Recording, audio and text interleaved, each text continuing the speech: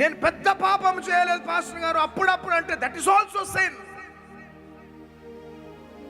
ఏ అడ్డుగోడనైతే నీకు దేవునికి ఆ పాపం ఉన్నదో ఆ అడ్డుగోడ కూలిపోవాలంటే మనుష్య కుమారుడికి మాత్రమే సాధ్యం.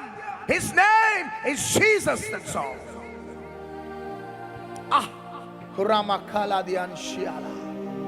ఆ పాపం ఉన్నంత వరకు దేవుని సహాయం నీ దగ్గరికి రాలేదు సహోదరి సహోదరు.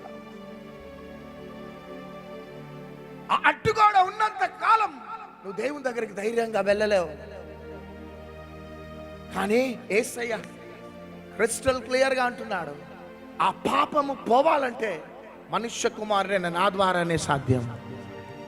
మీరు ఎన్ని ప్రయత్నాలు ప్రయత్నించినారో, మీ డబ్బు ద్వారా, మీ పలుకుబడి ద్వారా, మీ జ్ఞానం ద్వారా, మీ కార్యకర్తల ద్వారా, మీ మ్యాన్ పవర్ ద్వారా, మీ రిసోర్సెస్ ద్వారా, మీ జ్ఞానం ద్వారా ఎన్ని ప్రయత్నాలు ప్రయత్నించినా ఆయా పనులు మీ యొక్క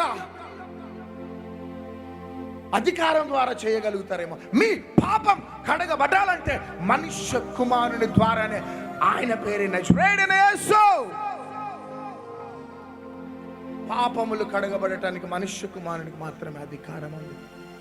అందుకని చూడండి, తిమోతికి రాసిన మొదటి పత్రిక 1:12 పూర్వము దూషకుడను హింసకుడను హానికరుడైన నన్ను తన స్పిరిట్ ఆఫ్ గాడ్ తన పరిచర్యకై పిలిచిన వాడు నమ్మదగిన వాడు.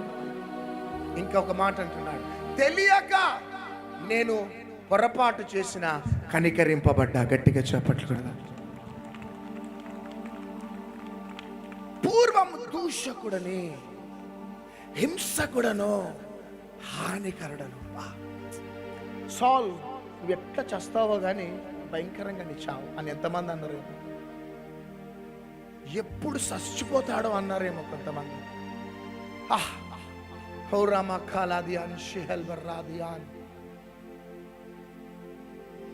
ఎంత భయంకరమైన మూర్ఖుడు, ఎంతమైన నరహంతకుడు, ఎంత భయంకరమైన దూషకుడు అని ఎంతమంది అన్నారో. ఈ రాత్రి మీ అందరికి ఒక శుభవార్త. ఎంతమంది ఈ భయంకరమైన తాగుబోతు, భయంకరమైన తిరుగుబోతు, భయంకరమైన జీవితం అని ఎంతమంది నిన్ను చూసి 2023లో అన్నారేమో. ఒకవేళ నీ భార్య అన్నది నా భర్త తాగుబోతని, నీ పిల్లలు అన్నారు నా తండ్రి తాగుబోతని. ఆ భయంకరమైన మాటలకి విసిగిపోయిన స్థితిలో, ఏ నిర్ణయం తీసుకుని అర్థం కాలేని స్థితిలో ఈ లైవ్లో నువ్వు కూర్చున్నా, ఈ సభలలో నువ్వు కూర్చున్నా, మీ అందరికీ శుభవార్త. ఈ లోకంలో నిన్ను ఎవరు ప్రేమించినా ప్రేమించకపోయినా నిన్ను ప్రేమించే ప్రియుడున్నాడు. ఆయన పేరే నజరేయుడైన యేసు. చేతుల పైకి ఎత్తి గట్టిగా చెప్పండి.